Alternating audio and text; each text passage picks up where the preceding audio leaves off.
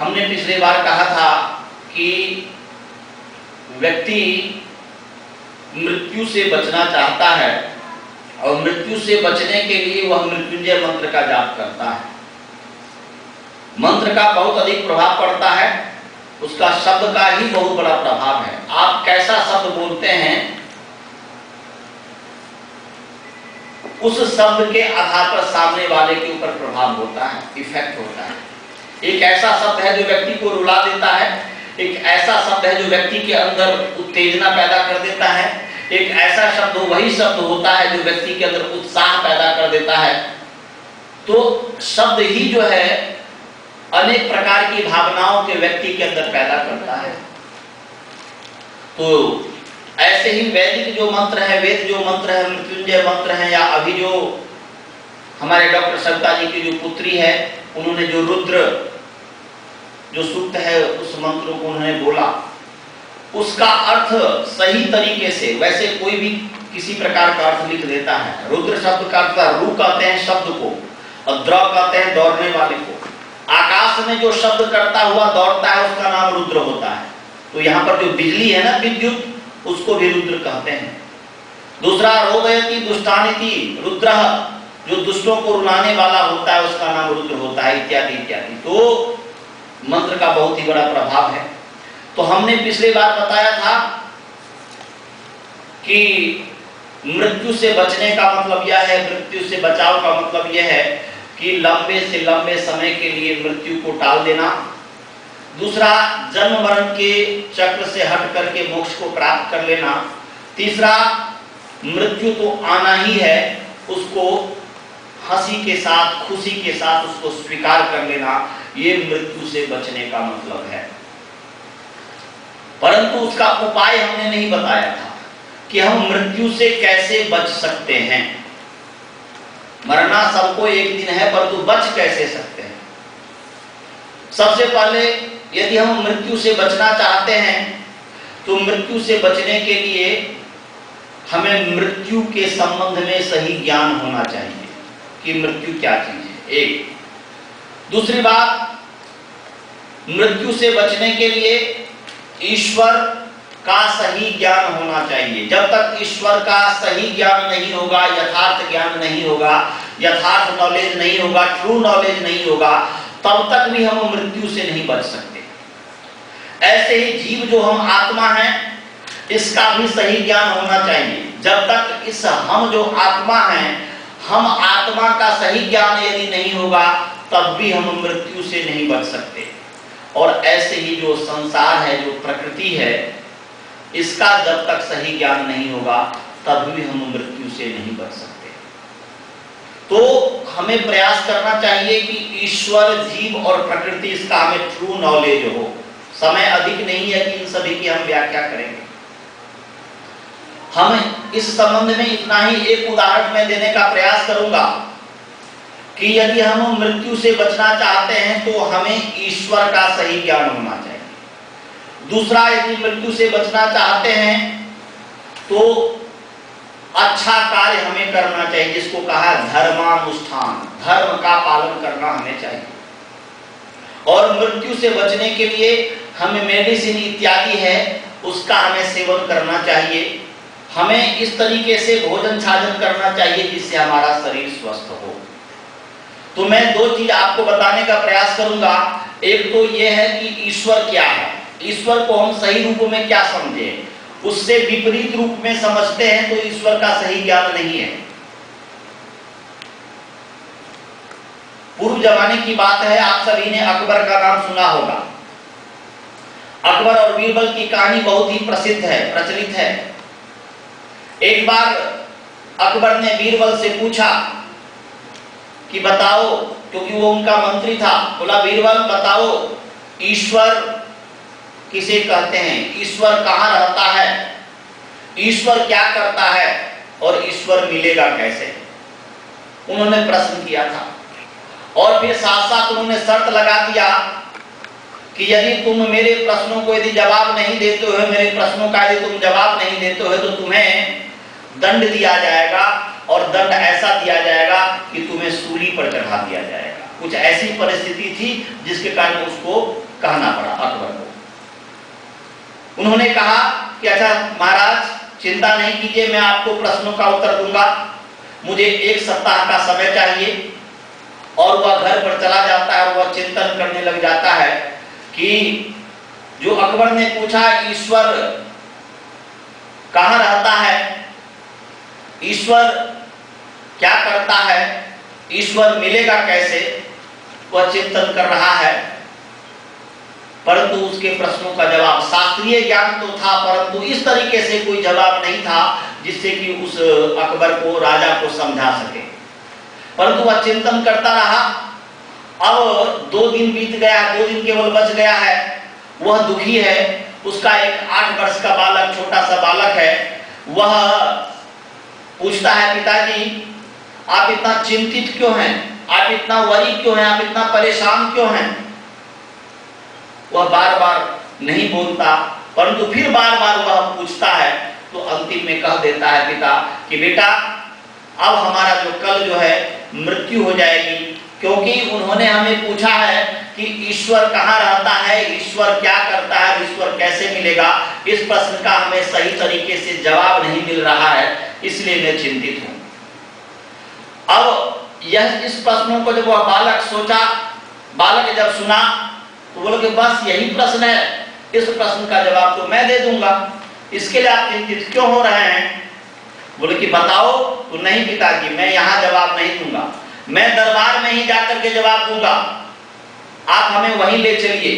और वहां पर अपने पुत्र को ले जाता है और अपनी प्रतिष्ठा को भी बचाता है। और वहां पर अकबर को कहता है कि महाराज यह प्रश्न तो इतना अभी आ नहीं रहा है, परंतु वह कह रहा है अपने बचाव में कि महाराज प्रश्न तो इतना सरल है, उस समय मैं ध्यान नहीं दे पाया, प्रश्न तो इतना सरल है कि यह मेरा बेटा भी इसका जवाब दे देगा। और कहता है कि आप इनसे जवाब लीजिए। फिर जो है महाराज वही अकबर जो है सिंहासन पर बैठा हुआ है, वह पूछा बालक तुम जवाब दोगे। आश्चर्य उसको लगा, बोला बताया कि तुम जवाब दोगे। बोल के हाँ मैं जवाब दूंगा। तो बोले कि जवाब दो, ईश्वर कहाँ रहता है, ईश्वर क्या करता है, ईश्वर मिलेगा कैसे। तो तुरंत बालक ने बताया, पूछा अच्छा बताओ तुम मुझे गुरु बन करके प्रश्न पूछ रहे हो, क्वेश्चन पूछ रहे हो या शिष्य बन करके पूछ रहे हो। तो उसने कहा वह शिष्य बन करके, क्योंकि मुझे आता नहीं है इसलिए मैं आपसे पूछ रहा हूं। तो बताओ गुरु का ऊंचा स्थान होता है कि शिष्य का ऊंचा स्थान होता है। तो बताया कि गुरु का ऊंचा स्थान होता है। तो ये कहाँ का न्याय है कि शिष्य जो है सिंहासन पर बैठा हुआ है, गुरु जो है नीचे में है। सबसे पहले इस व्यवस्था को ठीक करो। तो बोला कि मुझे क्षमा कीजिए, आई एम सॉरी, मुझे गलती हो गई। और वह सिंहासन से उतर जाता है, उस सिंहासन पर उस छोटे से बालक को चढ़ा देता है। अब उसके पश्चात फिर जो है राजा पूछता है कि हमारे प्रश्नों का आप जवाब दीजिए, ईश्वर कहाँ रहता है, ईश्वर क्या करता है, ईश्वर मिलेगा कैसे। तो फिर उन्होंने जवाब प्रश्न पूछ दिया कि श्रीमान जी हम आपके गुरु जी हैं और घर में जब कोई भी व्यक्ति आता है तो उसको पहले उसका सम्मान किया जाता है, उनको भोजन छाजन पूछा जाता है। मैं एक छोटा सा बालक ठहरा, आपने हमें पूछा भी नहीं आप क्या लोगे, सीधे आप प्रश्न करने लग गए, आप प्रश्न का उत्तर लेने लग गए। तो फिर उन्होंने क्षमा मांगा कि आई एम सॉरी, अच्छा आप बताइए गुरुजी आप क्या लेंगे। तो उन्होंने कहा कि मुझे दूध चाहिए। और वो दूध लाया जाता है और वहां पर वह दूध हाथ में रखता है और वह पी नहीं रहा है और ऐसे ऐसे हाथ से दूध को हिला रहा है, उंगली से हिला रहा है। बहुत लंबे काल तक जब 10-15 मिनट तक हिलाता रह गया और उसने जब कोई जवाब नहीं दिया, न पी रहा है, तो उस समय पुनः कहा कि आप नहीं पी रहे हो, न हमारा जवाब दे रहे हो, हमें बहुत सारे कार्य हैं। थोड़ा गुस्सा में हो गया, बोल रहा है कि आप गुस्से में क्यों हो रहे हैं, मैं आपका जवाब ही दे रहा हूं, आप हमें दूध दिए हैं, मैं इसमें से जो खोज रहा हूं, मैं इसमें जो है मक्खन खोजना चाह रहा हूं, इसमें से मैं घी खोजना चाह रहा हूं, बटर ऑयल खोजना चाह रहा हूं, मुझे मिल नहीं रहा है, आप हमें थोड़ा बता दीजिए। तो राजा कह रहा है कि बस इतने ही, यदि इस प्रश्न का आप, यदि इसका ये आपको नहीं पता है तो इसने इतने कठिन प्रश्न का आप कैसे जवाब दे सकते हैं। तो नहीं नहीं, आप हमें बताइए तो कि इसमें मक्खन कहाँ है, इसमें घृत कहाँ है, बटर ऑयल कहाँ है, हमें बता दीजिए। तो बोल रहे हैं कि यदि इस बटर ऑयल को जानना चाहते हो कि इसमें बटर ऑयल कहाँ है, तो सबसे पहले आप क्या करो कि इसको जमाओ, दही बनाओ, दही बना करके उसको बिलोने के पश्चात फिर जो है मक्खन निकलेगा। उसको फिर जब गरम करोगे, गरम करने के बाद उसका घी निकलेगा। और तुम बोल रहे हो कि घी कहाँ है, तो दूध के प्रत्येक कण कण में घी है। तो फिर बस उन्होंने, बालक ने कहा हमने आपको तीनों प्रश्नों का आपको मैं जवाब दे दिया। अब आपको यदि स्वयं समझ में नहीं आ रहा है तो मैं क्या करूं। आपने सबसे पहला प्रश्न पूछा था कि ईश्वर कहाँ रहता है, तो आपने कहा कि जैसे मैंने यहाँ पर जैसे दूध के प्रत्येक कण कण में घी है परंतु वह दिखता नहीं है, जैसे दूध के प्रत्येक कण कण में घी है, दूध के प्रत्येक कण कण में मक्खन है, ऐसे ही परमात्मा इस संसार के प्रत्येक कण कण में है। तू हर जर्रे जर्रे में समाया हुआ है, जहां तुझ में समाया मुकय्यद एक जगह यार तो हरगिज हो नहीं सकता। तो हमें जब तक परमात्मा का यथार्थ स्वरूप नहीं, परमात्मा का यथार्थ स्वरूप पहला स्वरूप है कि जिसको वेद में कहा है सपर्यगात, वह परमात्मा सर्वव्यापक है, वह किसी एक स्थान पर नहीं रह सकता। जब तक हम अपने मस्तिष्क में परमात्मा के सच्चा जो स्वरूप है कि वह सब जगह है, हर व्यापक सर्वत्र समाना, प्रेम से प्रकट होई मैं जाना, जब तक परमात्मा का की सर्वव्यापकता का जब तक अनुभव नहीं करोगे, उस रूप में जब परमात्मा को नहीं समझोगे, तब तक मृत्यु से बच नहीं सकते। इसलिए वह पहले प्रश्न का उसने जवाब दिया कि परमात्मा सर्वव्यापक है, जैसे कि दूध के प्रत्येक कण कण में घृत व्याप्त है। दूसरा उन्होंने कहा कि परमात्मा क्या करता है, तो बताया कि महाराज इस प्रश्न का उत्तर तो पहले ही हमने आपको दे दिया था। क्या दिया था?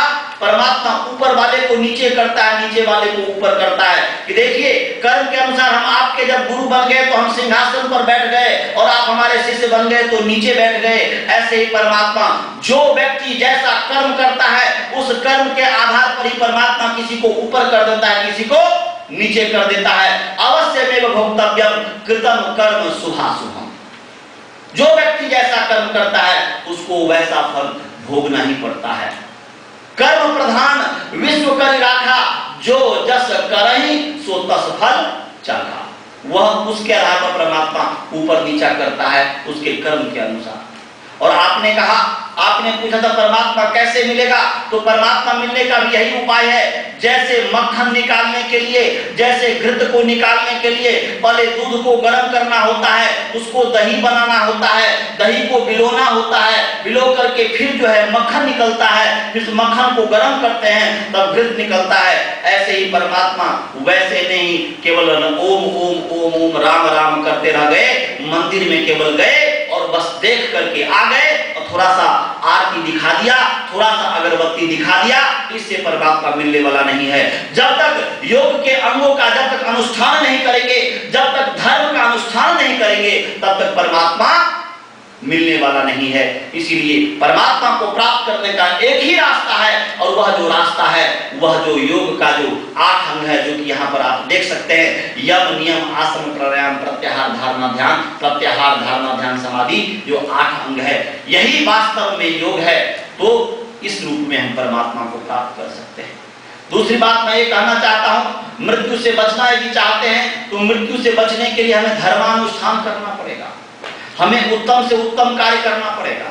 और धर्मानुष्ठान के लिए हमें यह समझना है, एक मैं उदाहरण देता हूं। ब्रह्मा जी के पास 3 व्यक्ति गया, एक देवता गए उनके पास, दूसरा मनुष्य गया उनके पास, और तीसरा असुर गया उनके पास, राक्षस गया उनके पास। तीनों पढ़ने के लिए उनके पास गए। तीनों ब्रह्मा जी से पढ़ रहा है। पढ़ने के पश्चात जब जैसे यहाँ पर हम पढ़ लेते हैं तो पढ़ने के बाद क्या होता है, ग्रेजुएशन होता है। तो जब ग्रेजुएशन का समय आया, जब जिसको ग्रेजुएशन को कहते हैं समावर्तन संस्कार, तो वह जब समावर्तन का संस्कार जब आया, उस समय अंतिम जब गुरुजी से जो उपदेश ले रहा होता है, तो गुरुजी से बोलते हैं गुरुजी आप हमें उपदेश दीजिए। तो देवता पहले उपदेश मांगता है, वह गुरु जी ब्रह्मा जी जो है उनसे उपदेश देते हैं, बस बोलते हैं द, उनको उपदेश दे दिया। फिर जो है ऐसे ही मनुष्य जो है, मनुष्य जाता है, मनुष्य को भी वही उपदेश देते हैं द।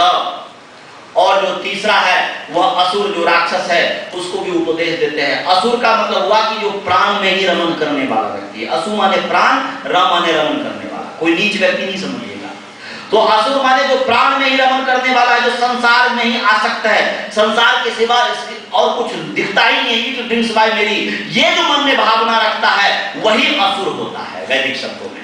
तो जो असुर है वो असुर को भी कह रहे हैं द, और सबने अपने अपनी भावना से समझा इसका मतलब।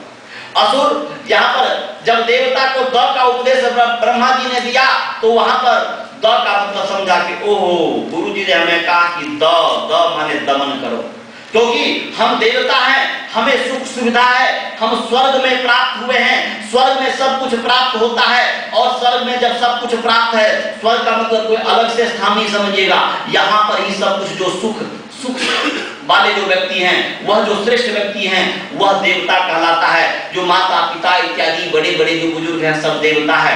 उस देवता ने समझा ब्रह्मा जी के उपदेश को कि हमें ये कह रहे हैं कि देखो तुम संसार के साथ फंस मत जाना, तुम दमन करना इंद्रियों को, जब तक तुम दमन नहीं करोगे तब तक तुम परमात्मा को प्राप्त नहीं कर सकते। इसलिए वह द का अर्थ जो देवता दमन समझता है।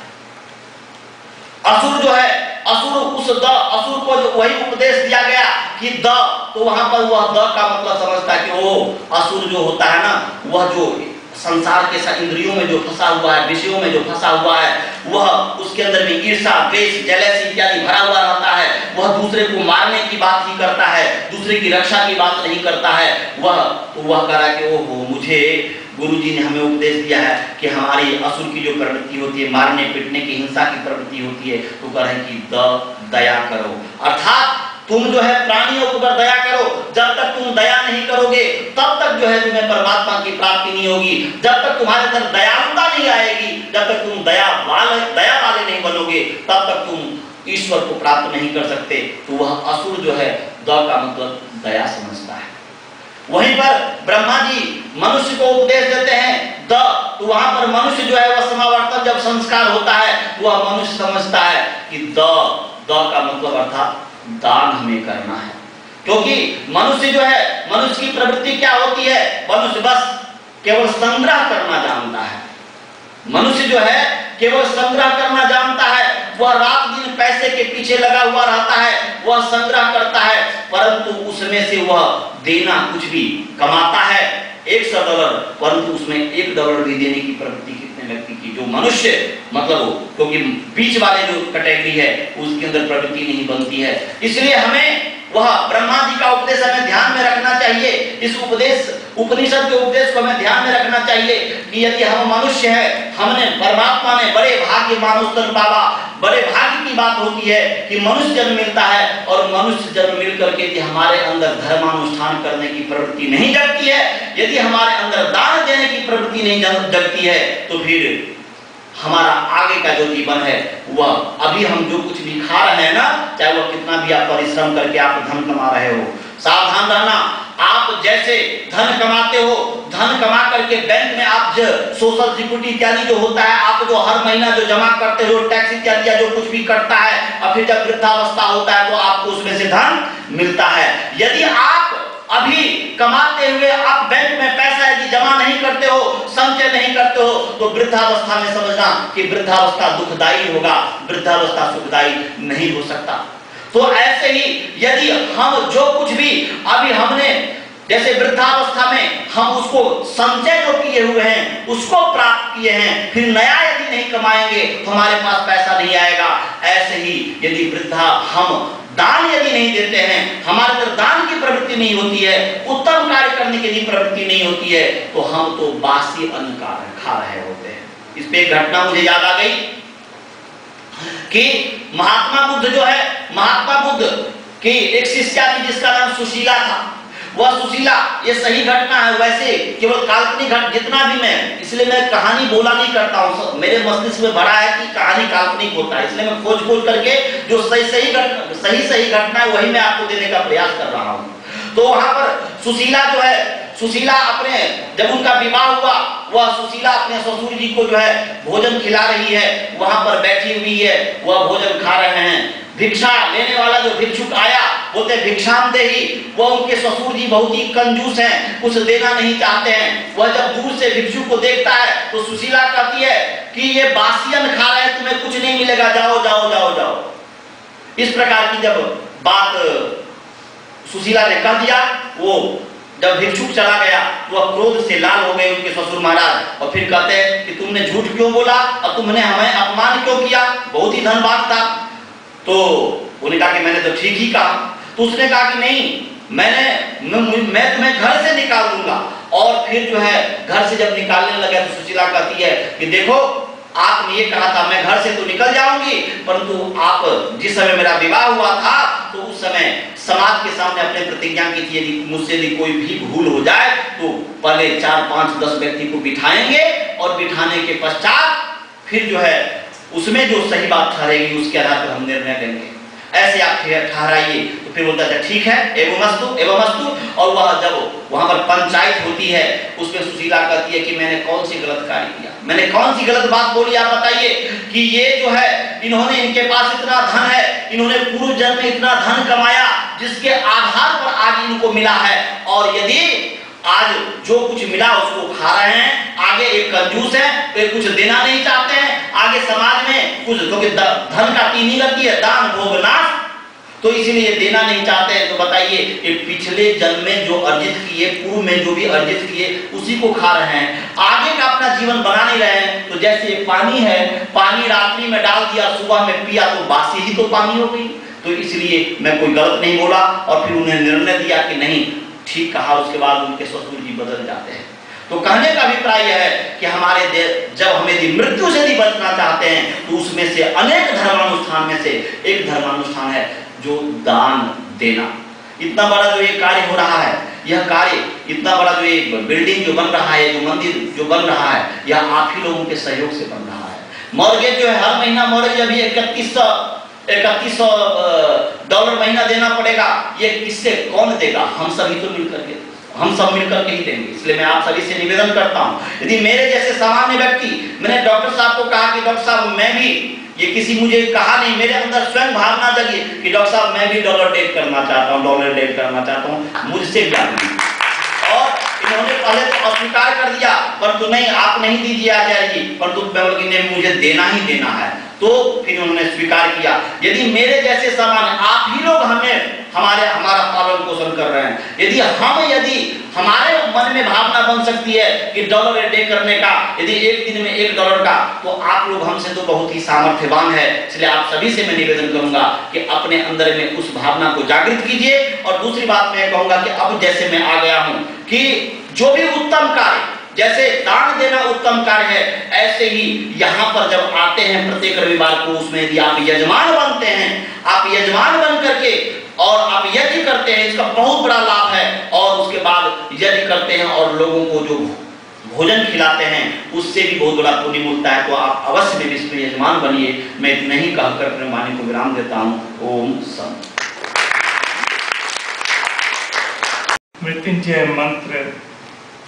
Mrityunjay mantra, he said, how do we escape death? Death can be, one can escape from death by few. Why do we take birth? He started, why do we take birth? Because we are attached to this world. This attachment is due to we have Kam, Krodh, Mat, Lobh and also it's because of that we are attached to the world. The only way to escape the death is to accept it very, very gladly. If you accept the death gladly, that means indirectly you are escaping the death. That was the conclusion. Thank you, Acharya.